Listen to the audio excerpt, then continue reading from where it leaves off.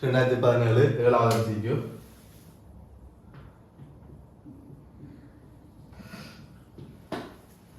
பாருங்க பிள்ளையார், ஒரு பனிக்கட்டி வில்லை ஒன்று வச்சுக்காங்க, வெளியில நீரை வச்சுக்காங்க. அப்ப இது பனிக்கட்டி வில்லை, வெளியில நீர், இது படம் தந்திருக்காங்க.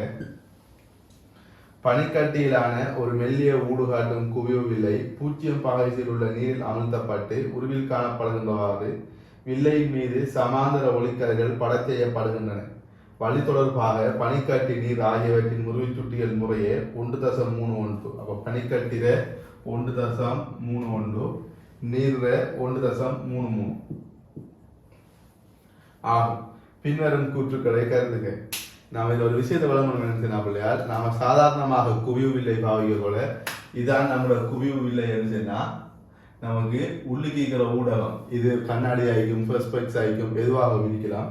உள்ளுக்கிக்கிற ஊடகம் ஒளியல் அடர்ந்த ஊடகமாய்க்கும், வெளியிக்கிற ஊடகம் ஒளியல் ஐதான ஊடகமாய்க்கும். இதே போல குழிவில பாவிக்க கொள்ளையும் உள்ளுக்கிக்கிற ஊடகம் அடர்ந்த ஊடகம், வெளியே இருக்கிற ஊடகம் ஐதான ஊடகமாய்க்கும். இங்க ஊடகம் மாறுத்தேண்டா, இங்க இது உள்ளுக்கிக்கிறது ஐதான ஊடகமும் வெளியே இருக்கிறது அடர்ந்த ஊடகமும் மாறுத்தேன்னு சொன்னா நம்ம வளமையான வில்லை அதுல எதிர் வேலையை செய்யும். என்ன காரணம் பண்ணினா பிள்ளையார், நம்ம தெரியும் ஐதான ஊடகத்திலிருந்து ஒளியல் ஐதான ஊடகத்திலிருந்து ஒளியல் அடர்ந்த ஊடகத்துக்கு ஒளிக்கதிர்கள் போகல, ஐதானத்திலிருந்து அடர்ந்ததுக்கு போகல செவ்வனை நோக்கி முறையும். அதே இது அடர்ந்ததிலிருந்து ஐதானத்துக்கு கூட செவ்வனை விலத்தி முறையும். ஆகவே எதிர் வேலையை செய்யும். இங்கே ஐதான ஊடகமும் அடர்ந்த ஊடகமா இருந்தா, வெளியே ஐதானது உள்ளுக்கு அடர்ந்ததா இருந்தா குவிவு வில்லையா செயற்படும் சொன்னா, நான் இப்ப ஊடகத்தை மாத்தி வெளியே கண்ணாடியும் உள்ளுக்கு வழியும் வைத்தேன்னா இது குழிவு வில்லுற வேலையை செய்யும். வில்ல பாகத்துக்கு குவிவா தனிக்கு ஊடகம் வரும், விளையாட ஊடகம் வரும். ஆகவே குழிவு வில்லை என்ன செய்வேன் பிள்ளையார், இங்கே குவிவு வில்லை குழிவு வில்லுற வேலையை செய்யும், குழிவு வில்லுற வேலையை செய்யும். அதே போலதான் இங்க உள்ளுக்கு 1.31, வெளியில 1.33 இது ஒளியியல் அடர்ந்த ஊடகம், இது ஒளியியல் ஐதான ஊடகம். ஆகவே நம்ம பார்க்கறதுக்கு குழிவு போல இருந்தாலும் அவர் குழிவு வில்லோட வேலையை செய்வார். அப்ப இந்த பனிக்கட்டி வில்லை ஒரு குழிவு வில்லையாக தொழிற்படும், ஒரு குழிவு வில்லையாக தொழிற்படும். இப்ப ஏபிசி என்கிற 3 கூற்றுக்களுக்கும் வருவோம்.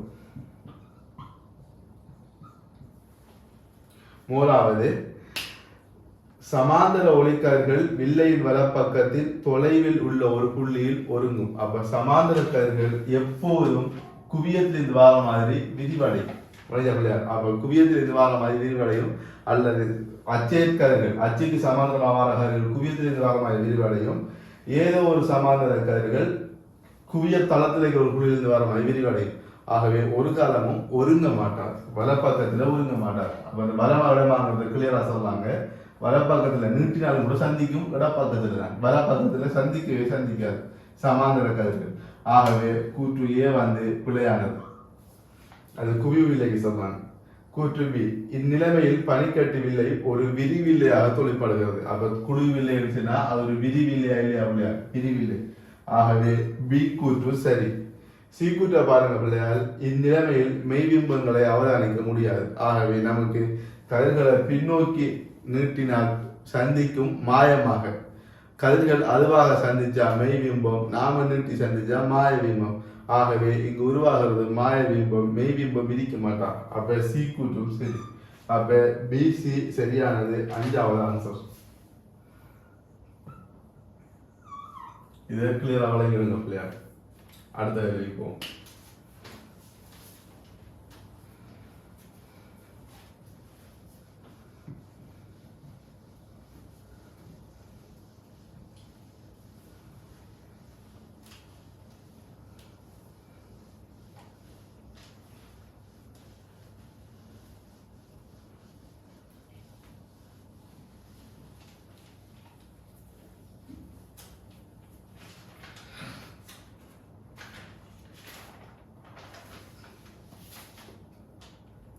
ஒன்பதாம் கேள்வி,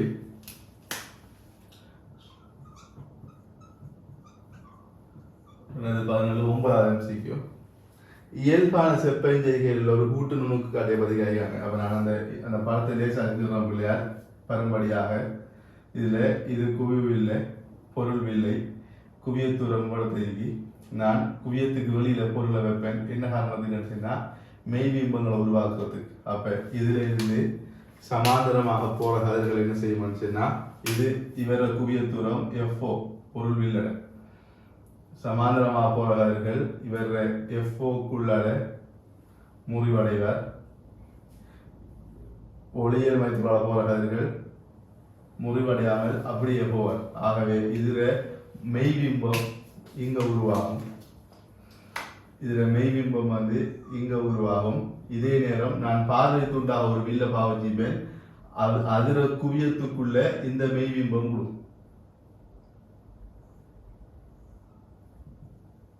நான் பார்வை துண்டா பாவச்ச குவிவிலோட குவியத்தூரம் இன்னும் இவ்வளோ தெரியும் FE. இதுல குவியத்துக்குள்ள இந்த பொருளை பிம்பம் விழுந்துச்சுன்னா எனக்கு இங்க உருவாகிறது ஒரு உருப்பெருத்த ஒரு மாய பிம்பம் ஒன்று உருவாகும். தலைகளான உருப்பெருத்த ஒரு மாய பிம்பம் ஒன்று உருவாகும். கதிர்கள் இப்படி வரும். இப்படி நான் தெளிவுப்பார்வை நிலையத்துறத்துல என்ன பிம்பத்தை எடுப்பேன் நான். சரி அப்படியா இங்க அப்படியே போகுங்க கதிர். சரி இப்ப உண்மையா கதிர்கள் இப்படித்தான் போகும். நான் பின்னால் நிறுத்தி சந்திக்க வைப்பேன். சரி அப்படியா பின்னால் நிறுத்தி சந்திக்க வைப்பேன். இந்த கதிர் இங்க போகும், இந்த கதிர் இங்க போகும். இது எல்லாத்தையும் நிறுத்தி இதுல சந்திக்க வைப்பேன். சரி இதுக்கு ஏற்ற மாதிரி விரிஞ்சு போகும். இது தலைமைக்குள்ள போகும். சரி அப்படியா இப்ப இதுல இந்த தூரம் தெளிவு பார்வை நான் கண்ணை இவ்வளவு வச்சேன்னா இந்த தூரம் இயல்பான செப்பஞ்செய்கையில தெளிவு பார்வை நிலுவு தூரம் ஆகிக்கும். அப்ப யாக முக்கியமான விஷயம் என்ன முடியாது. மூணாவது விஷயம் பொருள் வில்ல குவியத்துக்கு வெளியில பொருளை வச்சாதான் இங்க மெய்பிம்பம் உருவாகும். அப்ப இது ஆப்ஜெக்ட், இது I1, இது இறுதி பிம்பம் I. இதான் இறுதி பிம்பம். இங்க இந்த மெய்பிம்பம் பார்வை துண்டுற ஐபிஎஸ்ல குவியத்துக்கு உள்ள இருந்தா தான் இதனால உருப்பெருத்த மாய பிம்பம் உருவாகும். அது நம்ம தெளிவு பார்வை விளிவு தூரத்தில் உருவாகும். இதான் நம்முடைய அம்புக்குறிகள் முக்கியம். அம்புக்குறிகள் முக்கியம். இதான் நம்முடைய கூட்டு நுணுக்கு காட்டுற இயல்பான செப்பஞ்செய்கை. சரி அவள இப்ப 5 கூற்றுக்கள் சொல்றாங்க. ஒவ்வொரு கூற்றா பார்ப்போம். இதான் நம்மளோட படம். 5 கூற்றுக்கள் சொல்றாங்க.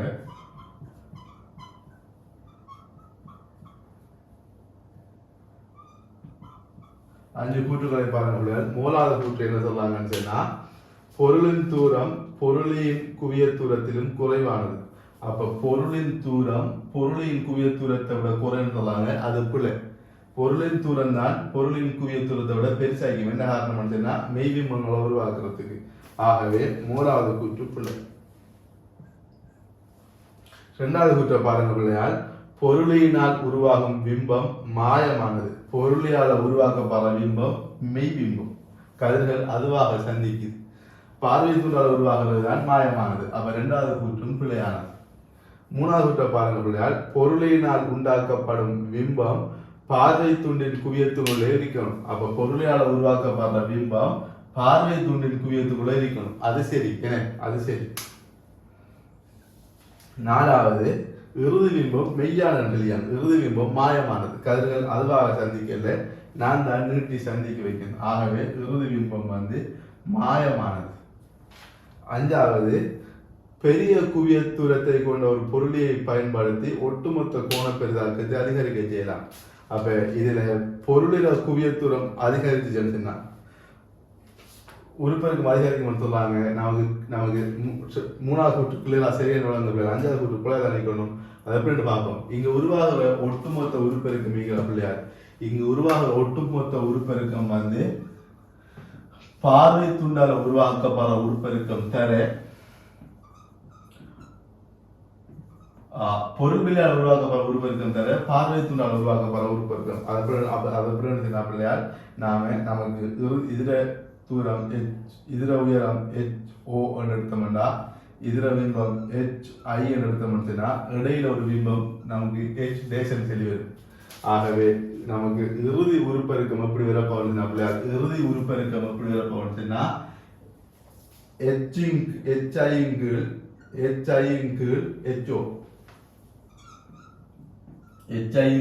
தான் இறுதி உருப்பெருக்கம். இப்ப நான் ரெண்டுக்கும் இடையில இவ்விய ரெண்டு முடியல எந்த சம்பந்தமும் இல்லை. இதுக்கும் முடியல சம்பந்தம் இருக்கு, இதுக்கும் முடியல சம்பந்தம் இருக்கு. ஆகவே H dash பிரிச்சு பெருக்கிறோம். ஆகவே H dash தர H dash HO. அப்ப H dash பிள்ளையார் பார்வை துண்டில் உருப்பெருக்கம். பார்வை துண்டில் உருப்பெருக்கம் தர பார்வை துண்டில் உருப்பெருக்கம் ஐபிஎஸ் தர H dash HOங்கிறது பொருள் விலையின் உருப்பெருக்கம். அப்ப ரெண்டுல உருப்பெருக்கம் சேர்ந்தால் இங்க உருவாகும். இங்க நமக்கு ஐபிஎஸ்ல உருப்பெருக்கம் வந்து இயல்பான செப்பஞ்செய்கிற நமக்கு தெரியும் இல்லையா, D/F சக ஒன்று தெரியும். இயல்பான செப்பஞ்செய்கிற அதை நம்ம நிறுவி எடுக்கலாம். இங்க விலைக்காமோட பாவிச்சு போட்டு ஒன்றிங்கில் வீசாய ஒன்றிங்கில் வீசாய ஒன்றிங்கில் யூஸ் ஆகும் ஒன்றிங்கில் எப்ப பாவிச்சோம்னு சொன்னா நமக்கு இறுதி தூரம் இறுதி தூரம் ஒன்றிங்கில் D என்று வருவார், இறுதி தூரம் ஒன்றிங்கில் D என்று வருவார் மைனஸ். இங்க குறிவழக்கின்படி நமக்கு பொருள் தூரமும் மைனஸ் தான், பிம்பத்தூரமும் பொருள் தூரமும் பிளஸ் தான், பிம்பத்தூரமும் பிளஸ் தான். அப்ப minus ஒன்றிங்கில் use Amen ஒன்றிங்கில் minus FE என்னதுன்னா குவிவில்லைக்கு மைனஸ். இப்ப நான் டிஆல பெருக்கணும் எல்லாத்தையும் டிஆல பெருக்கினா ஒன்று சாய டிங்கில் யூங்கிறது உருப்பெருக்கம் அது சமன் மைனஸ் டிங்கில் FE. இப்ப எம்இ எஞ்சால கொண்டு போனோம்னா எம்இ சமன் ஒன்று சாக டிங்கில் FE. இது மட்டும் பெருமானம் இதான் நாம சொன்னது ஒன்று சாக டிங்கில் FE ஐபிஎஸ்ல. நான் இந்த கேள்வியிலே நான் பிள்ளையால் இதை முடிச்சுட்டேன், வெளியே நூறு காட்டி. இதே போல பொருள் வில்லைக்கு நாம பார்த்த மாதிரி பிள்ளையால் பொருள் வில்லைக்கு நமக்கு ஒரு சமன்பாடு தெரியும். மெய்ப்பொருளுக்கு மெய்பிம்பம் உருவாகக்குள்ள எல்லாமே பிளஸ். அப்போ ஒன்றிங்கில் வி சாக ஒன்றிங்கில் யூ சமன் ஒன்றிங்கில் எஃப் நான் டிரெக்டா பாவிப்பேன். அப்போ ஒன்றிங்கில் வி சாக ஒன்றிங்கில் யூ சமன் ஒன்றிங்கில் எஃப்ஓ எல்லாமே பிளஸ். அப்ப இங்க நமக்கு வியால பெருக்கணும்னு சொன்னா ஒன்று சாக விங்கில் யூக்கு பதிலா MO போடுவேன். பொருள் விலை உருப்பெருக்கம் அது சமன் விங்கில் FO. அப்ப MO சமன் 1 மைனஸ் MO சமன் விங்கில் FO மைனஸ் 1. இது மட்டும் போகணும். அப்ப விங்கில் FO மைனஸ் 1. இது எல்லாருக்கும் தெரிஞ்சது. நான் உங்களுக்கு எழுதி காட்டிக்க முடியாது, நான் முடிச்சுட்டேன். இது ரெண்டும் இப்ப பொருள் விலையின் குவியத்துறம் அதிகரிச்சுன்னா உருப்பெருக்கம் அது குறையணும் இல்லையா? அப்ப இங்க அதிகரிக்கணும்னு சொல்றாங்க. அதனால பிள்ளை அப்ப நமக்கு தெரிய வேண்டியது உருப்பெருக்கம் அதிகரிக்கணும்னு சொன்னா இந்த குவிய நிலங்கள் குறையணும். ஒரு கட்டத்துக்கு கீழே குறைக்கலாது தெளிவில்லாமல் பேசுறோம். ஆகவே இவ்வளவுத்தையும் விளங்கி வச்சுக்கோங்க. நான் எழுதிய காலத்தில் நான் வாயில என்ன நினைச்சேன்னா படமாக்கிற பழகிக்கும். இது நான் இதை உண்மையாக விளங்கின ஒரு பிள்ளைக்கு கிளியராக விளங்க வேணும்னு சொன்னா தெளிப்பாறை நிலையத்துறத்தில் இயல்பான செப்பஞ்செய்கையில இது சமன்பாடு தெரிஞ்சுக்கணும். இது எல்லாரும் படிச்சிருக்கும். அதே போல இவர் மைனஸ் தனிவர் இங்க ஒன்றை கூட்டம் இங்க ஒன்றை கழிப்போம் அவ்வளவு. அப்ப இதை கிளியராக எழுதுறதுக்கு எப்படி எழுதுறேன்னு சொன்னா இப்படி எழுதுறேன். டிங்கில் FO டிங்கில் FE மட்டு பெருமானம் சாய 1 விங்கில் பிளஸ் 1 விங்கில் FO மைனஸ் 1. அப்ப இயல்பான செப்பஞ்செய்கையில் வா உருப்பெருக்கம் தான் பார்வைத்துள்ள உருப்பெருக்கம். அது என்ன இருக்கு, அதே போல பொருள் விலைக்கு என்ன இருக்கு. சரியா? இதை கிளியராக வச்சுக்கோங்க. அப்ப நமக்கு சரியானது 3வது ஆன்சர். சரியா? அடுத்த கேள்வி போகும்.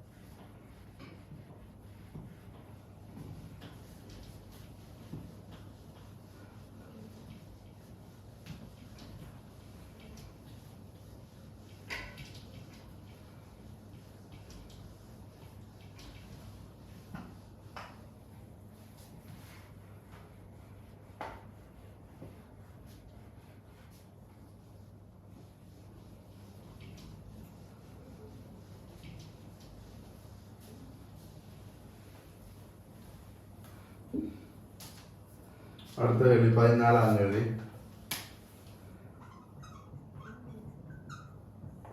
இந்த கேள்வியை பாருங்க பிள்ளையார். உருவிச்சுட்டி 1.5 உடைய ஒரு கண்ணாடி ஆரியத்தின் மேற்பரப்புகளில் ஒன்று உருவில் காணப்பட்டுள்ளவாறு வெள்ளி முலாமிடப்பட்டுள்ளது. முகம் ஏபியின் மீது பலகை கோணம் தீட்டாவுடன் விழும் ஒளிக்கதிர் வெள்ளி முலாமிடப்பட்ட மேற்பரப்பில் தெரித்து திரும்பி அதே பாதை வழியே செல்கிறது. பின்வருவனவற்றில் எந்த பெருமானம் தீட்டாவிற்கு மிக கிட்டியது என்று சொல்லி கேட்கிறாங்க. சரி, இதுல நமக்கு ஒரு கண்ணாடி அரியமொண்டை வச்சிருக்காங்க, சிலிமோன் அரியமொண்டை வச்சிருக்காங்க. இதுல ஒரு பக்கத்துல வெள்ளி முலாம் பொடியாங்க. ஆகவே இந்த பக்கத்துல ஒளிக்கதிர் தெரிக்கும். அப்ப வந்த ஒளிக்கதிர் அதே பாதையில திரும்புதுன்னா இந்த பக்கத்துல செங்குத்தாக பட்டாலே தவிர வேற வழி இருக்காது, வேற வழி இல்லை. அப்ப செங்குத்தாக பட்டவர் இவ்விடத்துல செவ்வனை வியத்தி புரிஞ்சிருப்பார். என்னன்னா இப்படி வந்து இப்படி போய் அப்ப ரிட்டர்ன் ஆகி இப்படி ரிட்டர்ன் ஆகிடுவார். சரி, அப்படி இந்த கோணம் 30 பாகை, இந்த கோணம் 30 பாகை இருந்துச்சுன்னா இந்த கோணம் 60 பாகை, இந்த கோணம் 30 பாகை. அப்ப இந்த உள்ளுக்கிற கோணம் 30 பாகை கேட்டது இந்த டீட்டாவை கேட்டியாங்க. இந்த டீட்டாவை கேட்டியாங்க. ஆகவே உள்ளுக்கு முதுகு சுட்டி 1.5. அப்ப நம்ம சிம்பிளா என் சமன் சைன் தீட்டாவிங்கள் சைன் ஐய போடலாம். முதுகு சுட்டி சமன் பெரிய கோணத்தையும் சின்ன கோணத்தை போடலாம். அல்லது என் சைன் ஐ சமன் கேயை பாவிக்கலாம் வளைஞ்ச வழியா. அப்ப என் சைன் உங்களுக்கு எழுதிக்காரது எக்ஸாம்பிள் எழுதுறாங்க. N1 சைன் I1 சமன் N2 சைன் I2. இது எப்பயும் பாவிக்கலாம் சிறிய மீது. இதுக்குள்ள இருக்கிற முதுகு சுட்டி தர இந்த இதுல சைன் பிரமாணம், இங்க இருக்கிற முதுகு சுட்டி தர இந்த சைன் பிரமாணம். அப்ப 1.5 தர சைன் 30. ஏன் இந்த கோணம் 30 30 60 30 சைன் 30 சமன் இந்த இதுல முதுகு சுட்டி 1 வழிதானே. அப்ப 1 தர இந்த கோணம் சைன் தீட்டா. அப்ப சைன் 30 எவ்வளவு பிள்ளையால் அரை. அப்ப சைன் 30 அரை இவர் 3/2 அல்லது தசம் 7. அப்ப சைன் தீட்டா சமன் 3/2 அரையை போட்ட முடியுதுன்னா 3/4. இப்ப இந்த இடத்துல ஒரே ஒரு ஐடியா பார்த்தோம். இந்த இடத்துல ஒரே ஒரு ஐடியா பார்த்து நம்ம நிகழ்வுக்கு ஆன்சர் வரும். என்ன காரணம்னா நாம சுருக்கிறதுக்கு ஒரு காலமும் இது பாவிக்கிறது. லொக்கோ சைனோ கோசோ தானோ அந்த அட்டவணை புத்தகம் பாவிக்க மாட்டோம். ஆகவே இங்க ஒரே ஒரு விஷயம் தெரிஞ்சுக்கொள்ள நமக்கு நீருக்கும் வலிக்கும் இடையில இருக்கிற முதுகுச்சுட்டு என்ன பிள்ளையா நீருக்கும் வலிக்கும். அப்ப NW சமன் நம்ம தெரியும் 4/3 சொல்லி தெரியும். அப்ப 1/NW என்ன பிள்ளையா 1/NW 3/4 இல்லையா. அப்ப 1/Nங்கிறது நீருக்கும் வலிக்கும் இடையில இருக்கிற அவதி கோணமா இல்லையா, சைன் சியா இல்லையா. அப்ப நீருக்கும் வலிக்கும் இடையில இருக்கிற அவதி கோணம் எவ்வளவு இல்லையா 48 பாகை 35 கலையம்பம் அது அன்னளவாக 49 பாகையம்பம். அப்ப சி அன்னளவாக 49 பாகையம் சொல்லி வந்தானே அந்த 49 பாகை தான் இங்க நம்ம தேவைப்படணும். சரியா 49. இதே போல கண்ணாடி இதே போல நமக்கு இன்னொரு இடத்துல வரலாம் அப்படின்னு சொன்னா நமக்கு சைன் தீட்டா சமன் 2/3 சொல்லி வருவாருன்னு சொன்னா நமக்கு விளங்கணும் கண்ணாடியில நீர் அவதி கண்ணாடிக்கும் வலிக்கும் இடையில அவதிக்கணும் 1/N கிளாஸ் சமன் 1/N கிளாஸ் சமன் சைன் சி கிளாஸ் இது சி வாட்டர் இது சமன் 2/3. அப்ப நமக்கு கண்ணாடியில அவதிக்கோணம் அன்னளவாக 42 பாகை என்று தெரிஞ்சுக்கணும். இது ஏற்கனவே வந்துட்டு. ஆகவே 49. இப்ப இதுக்கு மடக்காட்டணவாக செஞ்சு ஊட்ட செய்யக்குள்ள ஆன்சர் எடுத்துடலாம். எக்ஸாம்பிள் என்ன செய்யணுங்கிறத யோசிச்சு படிக்கணும் பிள்ளையார். இவ்வளவு இந்த ட்ரிக் படாட்டி இவ்வளவு நமக்கு ஆன்சர் வராது, சரியான ஆன்சர். ஆகவே அன்னளவான பிரமாணம் 49 பாகை அது நமக்கு 3வது ஆன்சர்ல இருக்கு. இப்பொழுது கிளியர் அவளையும் எடுத்துக் கொடுக்கணும். 2017 எஸ்ஏ பாருங்க பிள்ளையார்.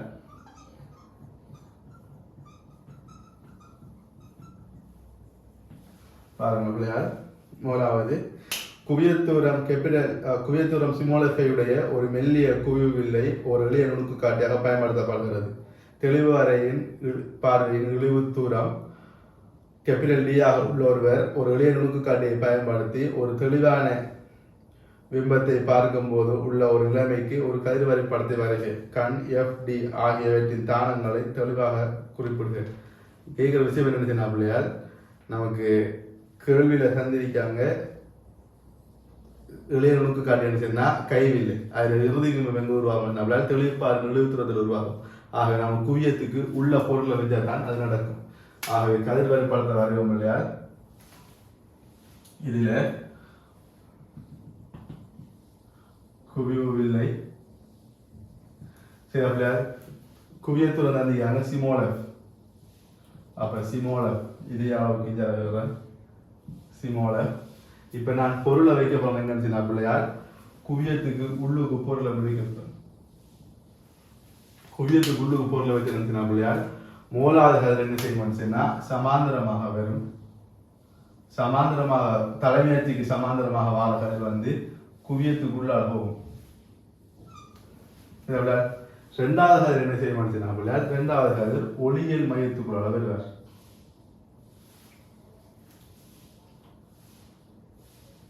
இந்த ரெண்டு கதிரும் விரிவடைஞ்சு கொண்டு போற கதிர்கள் இவை சந்திக்க மாட்டா. ஆகவே இவை சந்திக்கணும் சொன்னா இந்த கதிர்களை பின்னால நீட்டணும். அப்ப இந்த இடத்துலதான் அப்ப இது பொருள் ஆப்ஜெக்ட். ஆகவே இந்த இடத்துலதான் பிம்பங்கள் சந்திக்க போகுது. இந்த கதிர்கள் சந்திச்சு இவ்விடத்துலதான் பிம்பம் உருவாக போகுது. சரியா இவ்விடத்துல பிம்பம் உருவாக போகுது. ஆகவே இது நமக்கு விளங்கணும் சொன்னா நம்மளோட கண்ணை நாம் என்ன செய்யணும் சொன்னா பிள்ளையார் இஞ்சலை வச்சு பார்ப்போம். கண்ணை நாம் மேம்படுத்த வச்சு பார்ப்போம். கண் சரி அப்படியா கண்ணை நாம் மேம்படுத்த வச்சு பார்ப்போம். அல்லது கொஞ்சம் பெருசாக எடுத்துருவோம். கண்ணை நாம இவ்வளத்தை வச்சு பார்ப்போம். ரெண்டு கதிரையும் பார்க்கக்கூடிய கண் சரி அப்படியா. இப்ப இதுல இறுதி பிம்பம் கண்ல இருந்து கேபிட்டல் டி தூரத்துல வருவார். சரி அப்படியா இறுதி பிம்பம் கண்ல இருந்து கேபிட்டல் டி தூரத்துல வருவார். சரி அப்படியா இது கேபிட்டல் டி. இந்த தூரத்தை காட்ட சொல்லிருக்காங்க. இந்த தூரம் வந்து கேபிட்டல் டி ஆக இருப்பார். சரி அப்படியா நமக்கு கண்ணில் இருந்து பார்க்கலாம். நாம வில்லையை கண்ணு கிட்ட கொண்டு வரதுனால நம்ம வில்லையில இருந்தால் அந்த தூரத்தை பார்க்கணும் கேபிட்டல் டி. சரி அப்படியா அப்ப நம்ம கண்ணை நமக்கு வில்லைக்கு கிட்ட கண்ணை வைப்போம். ரைட் நம்ம கிட்ட தான் பிள்ளைகள் வச்சு பார்க்குறோம். வில்லையிலான பிம்பத்தை பார்க்க போறோம். அப்ப நமக்கு விளங்குறது இறுதி பிம்பம் வில்லைக்குள்ளால அந்த இறுதி பிம்பமுக்கும் கண்ணுக்கு முன்னாடி இருக்கிற தூரம் கேபிட்டல் டி ஆக இருக்க போகுது. சரி அப்படியா இப்ப இவர் வந்து இமேஜ் இது H இமேஜ் இது HO. சரி அப்படியா இங்க கேட்டிக்கிறேன் உருப்பெருக்கம் கேட்டிக்காங்க. இப்போ நாம கேட்டுட்டோம். இப்போ இதை காட்டிட்டோம். இவ்வளோத்தையும் காட்டிட்டோம். இதான் மூணாவது பார்ட். ரெண்டாவது பார்ட் இதில் நாம கேபிட்டல் டியை காட்டிட்டோம், வில்லையை காட்டிட்டோம், எஃப்ஐ காட்டிட்டோம், எல்லாத்தையும் காட்டிட்டோம். ரெண்டாவது பாட்டை பாருங்க பிள்ளையார் ஒரு எளிய நுணுக்கு காட்டியின் ஏக பரிமாண பெரிதாக்கத்திற்கான ஒரு கோவையை சிமோலர் கேபிட்டல் டி ஆகியவற்றின் சார்பில் புரட்டான். அப்போ இறுதி பிம்பம் உருவாகுது கேபிட்டல் டி தூரத்தில். அப்போ உருப்பெருக்கம் கேட்டிக்கிறது உருப்பெருக்கம் M சமன் M ஆரம்பிச்சுனா பிள்ளையார் இறுதி பிம்பத்திற்கு பொருள உயரம்.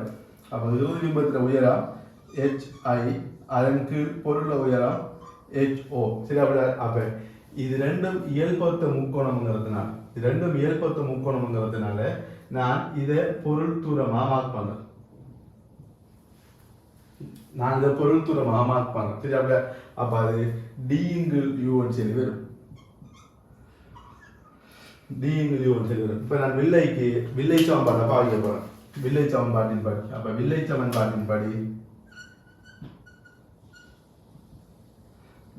சமன்பாட்டின் படி 1/V சய 1/U சமன் 1/F.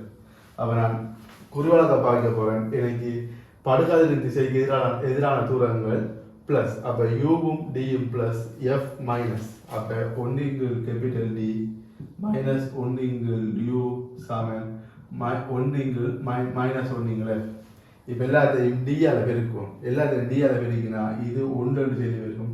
இது டி/யூ சொல்லி வரும். இது சமன் மைனஸ் டி/எஃப். இப்ப டி/யூ வந்து எம் ஆயிடுது அப்படியா. அப்ப 1 சாய எம் சமன் மைனஸ் D/F. ஆகவே M சமன் 1 சக D/F. ஒன்று சார் அடிங்களே சரியாவில் இதைத்தான் காட்ட தெரியாங்க அப்போ அதை காட்டுங்க இது மட்டுப்பெருமானங்களாக வருது சரியாவில் இப்போ ரெண்டாவது பாட்டுக்கு போவோம் மூணாவது பாட்டு இது அடிப்பம் இல்லையா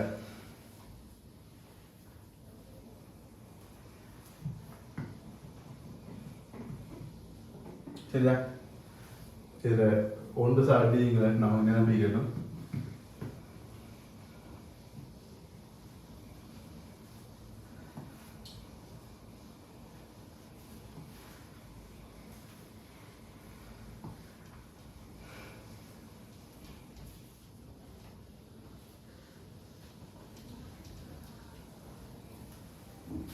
மூணாவது பாட்டு மேலே ஒன்றில் குறிப்பிட்ட அந்த நபர் குவியத்தூரம் 10 சென்டிமீட்டருடைய ஒரு மெல்லிய குவிவு வில்லையை மிகச்சிறு எழுத்துக்களை வாசிப்பதற்கு ஒரு எளிய நுணுக்கு காட்டியாக பயன்படுத்துகிறார்.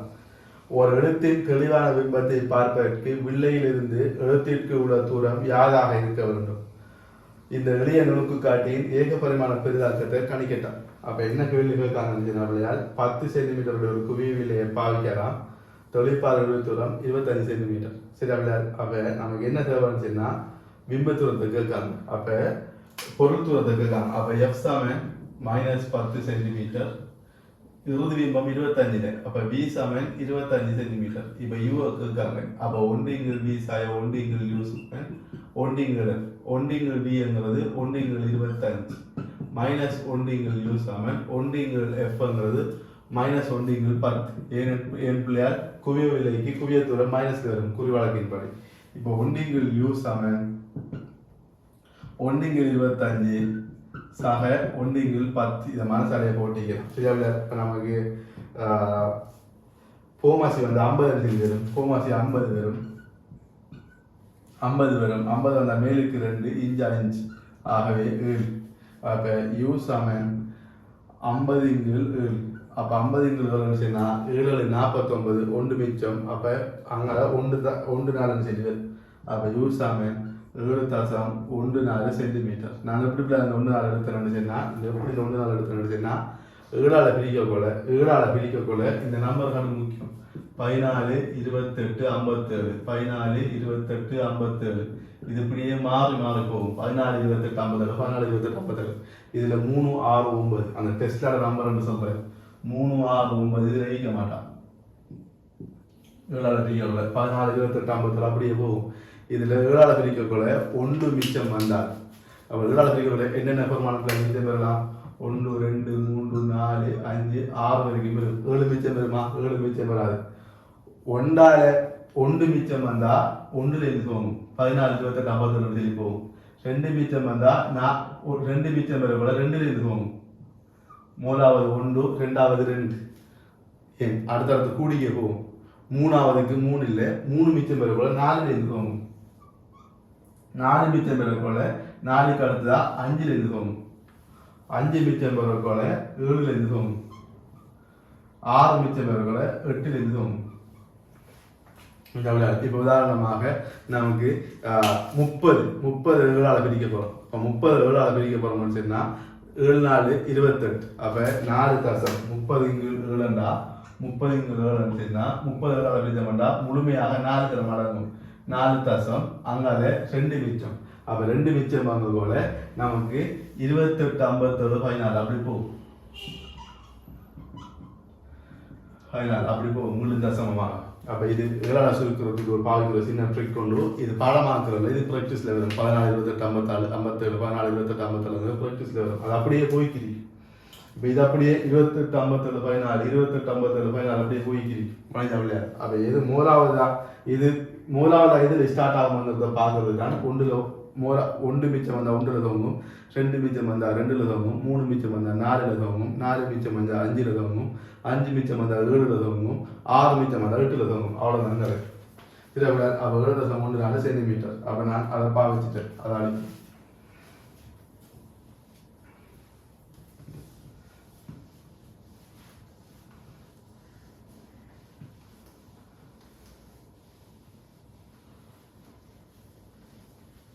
இதுவும் தேவையில்லை.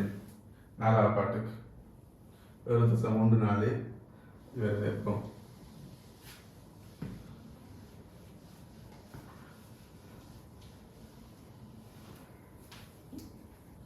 இந்த மூணாவது பாட் கேள்வியில உருப்பெருக்கம் கேட்டியான பிள்ளையால் உருப்பெருக்கம் சமன் 1 சக டிங்கிற நாம பொருள் தூரத்தை கண்டுட்டோம், உருப்பெருக்கத்தை கொடுக்கணும்.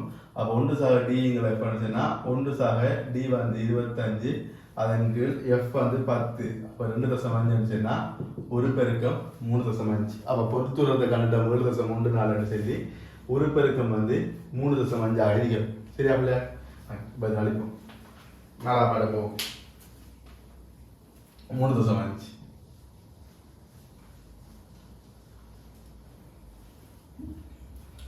4ஆவது பாடம் போட்டாங்க பிள்ளையா. ஒரு ஊடுகாட்டும் அருங்காட்சியகத்தில் உள்ள வரலாற்று ஆவணம் பாதுகாக்கப்படுவதற்காக 2 சென்டிமீட்டர் தடிப்புள்ள ஒரு ஊடுகாட்டும் கண்ணாடி தட்டை பயன்படுத்தி சட்டமிடப்பட்டுள்ளது. கண்ணாடி தட்டின் உள்மேற்பரப்பானது ஆவணத்துடன் தொடுகையில் உள்ளது என கொள்க. கண்ணாடியின் முருவி சுட்டி 1.6 என எடுக்க கண்ணாடி தட்டின் முகப்பு மேற்பரப்பிலிருந்து ஆவணத்தின் தோற்ற அமைவு கேட்காங்க. ஆகவே கண்ணாடி இதில் தடிப்பு 2 சென்டிமீட்டர். அப்போ 2 சென்டிமீட்டர் தடிப்பை பாவிக்காங்க. 2 சென்டிமீட்டர். இப்போ இவ்விடத்துல அந்த ஆவணம் இருக்கு. அந்த ஆவணம் இப்போ இவ்விடத்தை இருக்கு. நாம கண்ணை இவ்விடத்தை வச்சு பார்க்க போறோம். இப்போ கேட்ட கேள்வி என்ன நம்மளே தோற்ற தூரத்தை கேட்டியாங்க. தோற்ற தூரம் எக்ஸல் போகிறோம். அப்போ முதுகு சுட்டி சமன் மெய் ஆழத்தின் கீழ் அல்லது தோற்ற ஆழம் அல்லது மெய் தூரத்தின் கீழ் தோற்ற தூரம். அப்போ இது நமக்கு எக்ஸில் தான் இறுதி பிம்பம் தோன்ற போகுது. எக்ஸில் சரியா? அப்போ எக்ஸ் சமன் மொத்த நீளம் மெய் தூரம் டி 2, அதன் கீழ் தோற்ற தூரம் நாங்கள் எழுத மாற்றம் செஞ்சிட்டோம். முருகி சுட்டியால் பிரிக்க போகிறோம். அவை தோற்ற ஆழத்தை தான் இப்போ நம்ம காண்கிறோம். மெய் ஆழத்திங்கள் முருகி சுட்டி 1.6. அப்போ 2 1.6 சொன்னால் 1 7.8, 10 8. அப்போ 1.25 1.25 சென்டிமீட்டர். சரியா பிள்ளையா? இதை இன்னொரு மாதிரி காணலாம். டி சமன் டி இன்டு 1/1 என்னப்பா பெரிய ஒரு வேலை. நமக்கு கேட்டது பெயர்ச்சி இல்லை. நமக்கு பெயர்ச்சியை கேட்டால் 2 வழியில பெறலாம். கேட்டது மெய் தோற்ற தூரத்தை தான் கேட்டீங்க. அப்போ பெயர்ச்சி சமன் தடிப்பு தர 1/1 என்ன பாவிச்சு பெயர்ச்சியை கண்டு அதை 2 கழிச்சா தோற்றாளம் வரும். இது தலையை சுத்துற வேலை. சரி அப்படியா? கூட 2 ஸ்டெப்ல செய்வது. அப்போ நம்ம அது தேவைப்படாது. ஆகவே நாம் இதில் இதை செஞ்சிடலாம். நல்லா பாட்டு. இப்போ 5ஆவது பாட்டை பாருங்க பிள்ளையா. 5ஆவது பாட்டு 5ஆவது பாட்டு 2 பாட்டு கேட்டிருக்காங்க. முதலாக கேட்டிருக்காங்க, மேலே 1 குறிப்பிட்ட அதே நபர் மேலே 3 குறிப்பிட்ட எளிய நுணுக்குக்காட்டியை பயன்படுத்தி ஆவணத்தை வாசிக்கிறார் என கொள்கை. அப்போ மேலே 1 குறிப்பிட்ட அதே நபர் என்ன நபரால் 3 குறிப்பிட்ட அந்த நுணுக்குக்காட்டியை பாவிக்கிறார். அப்போ 10 சென்டிமீட்டர் 25 சென்டிமீட்டர்.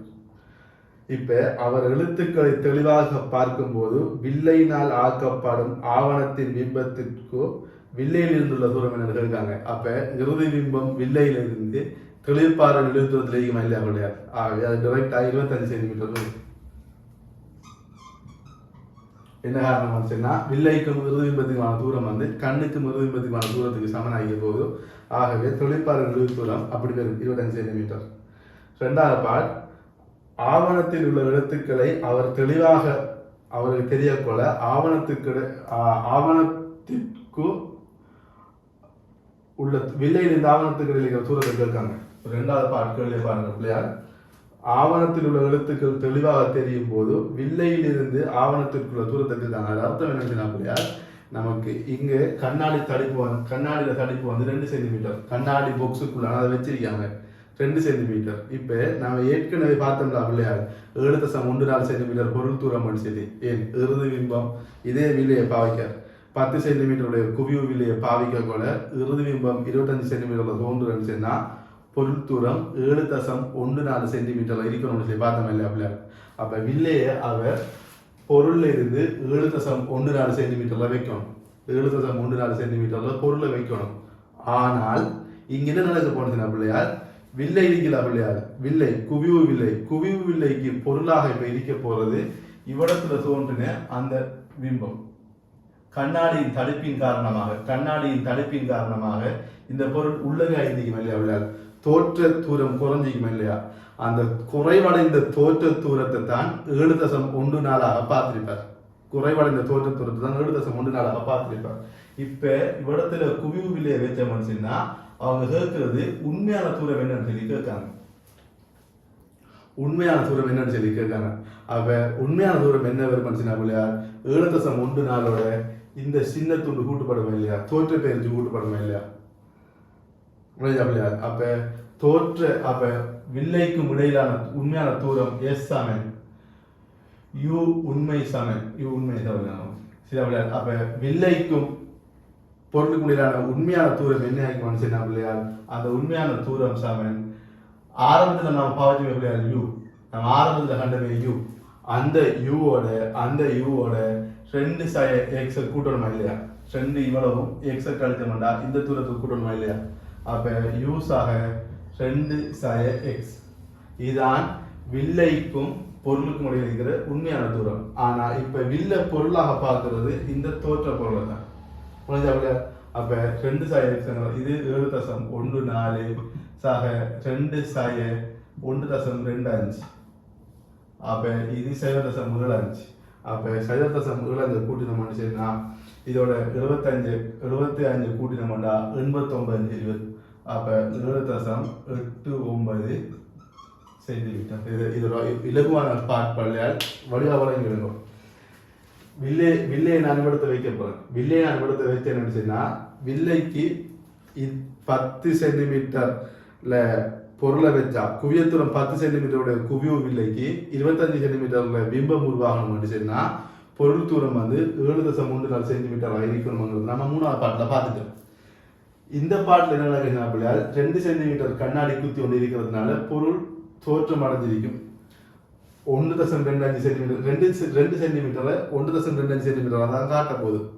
குவிவு வில்லை பொருளா பார்க்க போறது இந்த தோற்ற பொருளை தான் பார்க்க போகுது. ஆனா கேள்வி கேட்டுக்காங்க வில்லைக்கும் பொருளுக்கும் இடையிலான உண்மையான தூரம் மனுஷன்னா நாம இந்த பெயர்ச்சியை சேர்த்து கொடுக்கணும். வில்லைக்கும் மாயப்பொருள் இப்ப இது ஒரு மாயப்பொருள். இந்த மாயப்பொருளை தான் வில்லை பார்க்க போகுது. எனக்கு வில்லைக்கு தெரியும் இது மட்டும்தான், இது தெரிய மாட்டேன். இதைத்தான் இதாக பார்க்க போகுது.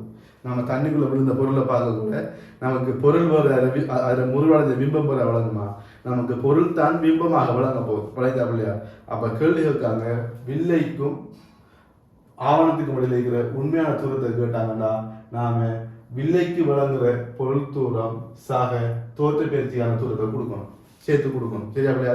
அதான் இந்த பாட்டு முடிஞ்சு. இப்ப பி பாட்டு போகிறோம். இவ்வளோத்தையும் மலைப்ப முடியாது.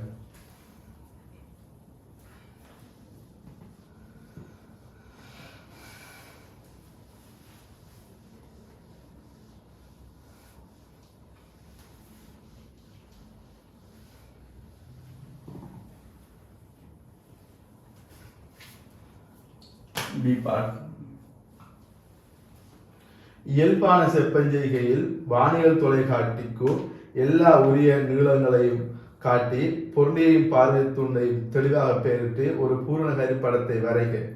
FOFC ஆகியன முறையே பொருளினதும் பார்வை துணரும் FE குவிய தூரங்கள்.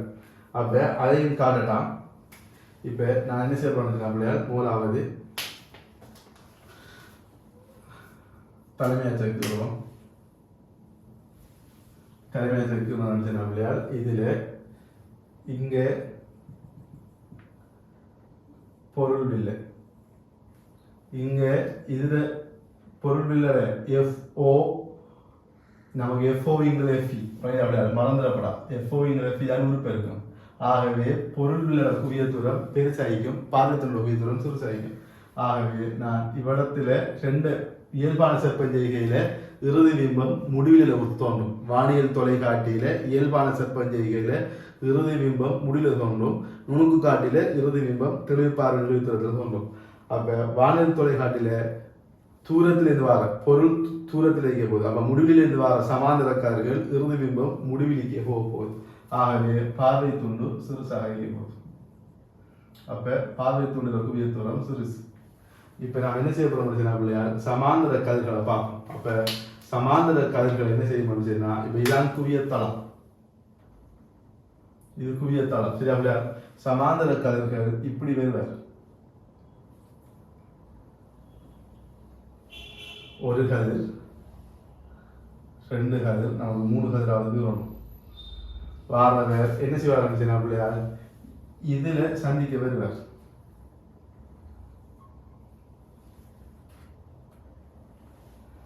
சரி, அப்படியா இது இப்ப என்ன நடக்க போறீங்க அப்படியா இப்ப இந்த கதிர்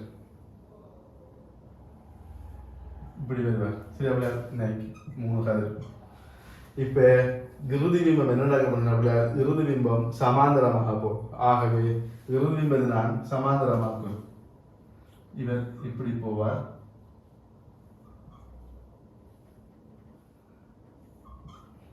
ஏன் சமாந்தரமா வார கதிர்கள் குவியத்தில் ஒழுங்கும்.